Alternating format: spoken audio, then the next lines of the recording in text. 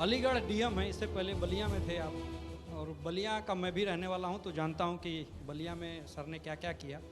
लेकिन डीएम के ऊपर बहुत सारी जिम्मेदारी होती है, क्योंकि गांव में बोला जाता है कलेक्टर हो का मतलब कि वो मालिक हैं उस जिले का। सारी विकास की धुरी, चाहे वो केंद्र सरकार की हो या उत्तर प्रदेश सरकार की हो, इम्प्लीमेंट कराने की जिम्मेदारी डीएम की होती है। और चाहे वो ट्रैफिक व्यवस्था हो या राजस्व का मसला हो या किसी विषय को लेकर के, पहला नाम आता है जिलाधिकारी का। तो चूंकि कोविड पॉजिटिव थे सर, अभी निगेटिव हुए हैं, कमजोरी है थोड़ी सी रहती है सबको। मैं आपसे बहुत ज़्यादा सवाल नहीं करूंगा, केवल मैं आपके ऊपर छोड़ता हूं कि आप अलीगढ़ के लिए क्या अपने विचार रखते हैं और क्या विकास योजनाओं को इम्प्लीमेंटेशन मुख्यमंत्री योगी आदित्यनाथ के कदम से कदम मिला करके हो रहा है, या कई जिलों का नाम आया है जो टॉप 10 में नीचे थे। तो अलीगढ़ को आप कहाँ देखते हैं? देखिए, सबसे पहले तो मैं जी न्यूज़ को इस बात के लिए धन्यवाद देता हूं कि उन्होंने अलीगढ़ का जो चयन किया है इस कार्यक्रम के लिए, जो कि ताला से लेकर तालीम तक का शहर बन गया है। अलीगढ़ कई मायनों में बहुत विशिष्ट है उत्तर प्रदेश के नक्शे में। एक तो इसका अपना एक ऐतिहासिक परिदृश्य है। अलीगढ़ मुस्लिम यूनिवर्सिटी और दिल्ली के निकट होने के कारण ये शुरू से ही तालीम का एक बहुत बड़ा केंद्र रहा है।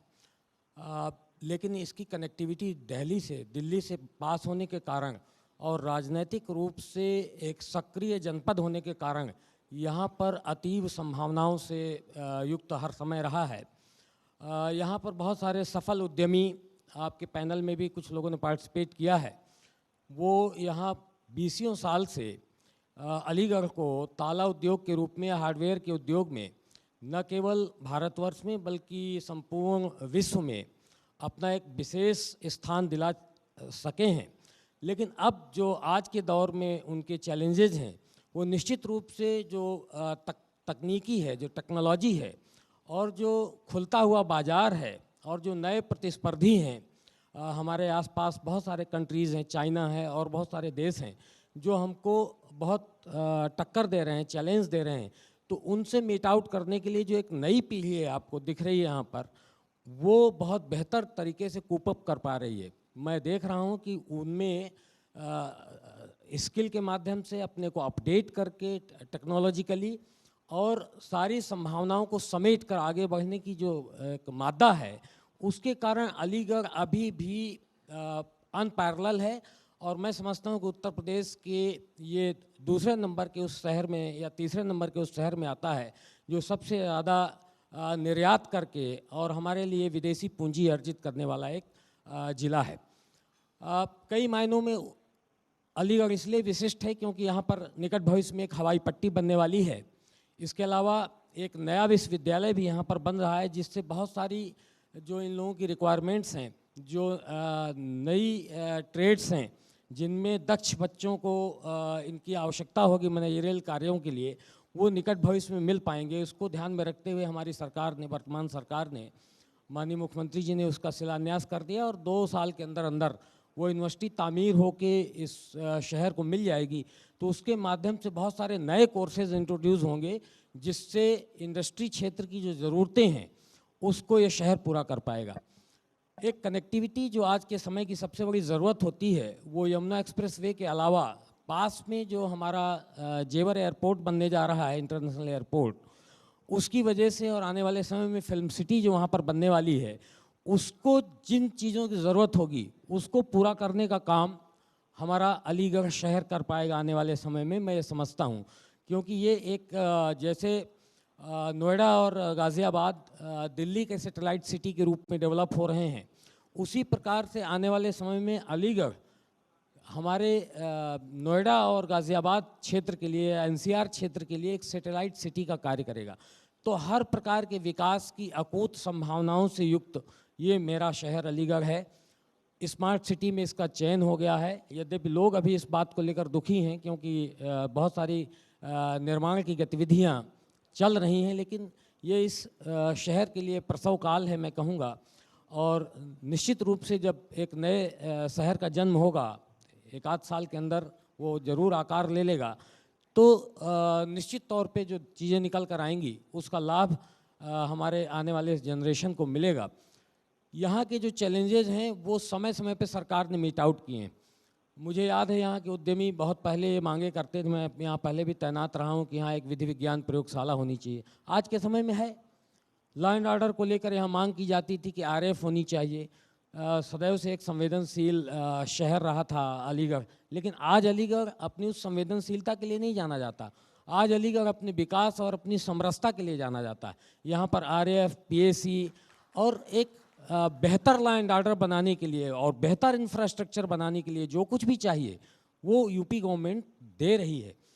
और बीइंग एडमिनिस्ट्रेटर, एक शासकीय अधिकारी होने के नाते हमारी ये जिम्मेदारी है कि हम विकास के मार्ग में आने वाले हर रोड़े को दूर करें और एक पुल का कार्य करें शासन और उद्यमी के बीच में, या शासन और जो हमारा गांव है, जो हमारा शहर है, उनके लोगों की आकांक्षाओं के बीच में। तो उस रूप में आप देख रहे हैं कि सरकार की जो मशीनरी है, जो एडमिनिस्ट्रेटिव सेटअप है, वो अपने को उस रूप में ढाल रहा है। आपने देखा है कि इधर इन्वेस्टर समिट जो हुई हैं, उनमें छोटे छोटे कस्बों से, छोटे छोटे शहरों से निकल कर उद्यमी वहाँ पर गए हैं और उन्होंने जो अपने प्रोजेक्ट्स रखे हैं, वो प्रोजेक्ट रखने के बाद उनको उसका पीछा नहीं करना पड़ा है। उनको किस किस प्रकार की एनओसीज़ की ज़रूरत है और कैसे कैसे उसको स्टेप बाय स्टेप आगे बढ़ना है, इसको मशीनरी ने करके दिखाया है। कोविड के इस 2-3 साल के दौर में भी बहुत सारी चीज़ें निकल कर आई हैं। आप इसी शहर में कोविड के दौरान 2 नए होटल्स, जिस होटल में आप अभी ये अपना कॉन्फ्रेंस कर रहे हैं, ये होटल भी कोविड काल में बनकर तैयार हुआ है। इसी प्रकार से एक और यहाँ पर उद्यमी हैं, आभा ग्रांड, उनका एक होटल यहाँ पर बन के तैयार हुआ। यहाँ कोई ऐसी इंडस्ट्री नहीं है जो कोविड के दौरान पूरी तरीके से लॉकडाउन हो गया हो। वहाँ भी उद्यमियों को वो सारी सुविधाएं दी गई हैं जिनसे दिन और रात एक करके उन्होंने वो कार्य किया हो। तो भले ही परिस्थितियाँ कितनी भी प्रतिकूल रही हों, कितनी भी आपद रही हों, लेकिन उनसे निपटने के लिए एडमिनिस्ट्रेशन दक्ष है। उनसे निपटने के लिए, उनसे जूझने के लिए शासन और सरकार की मंशा है जो प्रकट हुई है, और उनसे लड़कर आगे बढ़ने का मादा हमारी जो इंडस्ट्री है, हमारी जो बिरादरी है उद्यमियों की, उनके अंदर है। ये पल पल और हर समय दिखा है।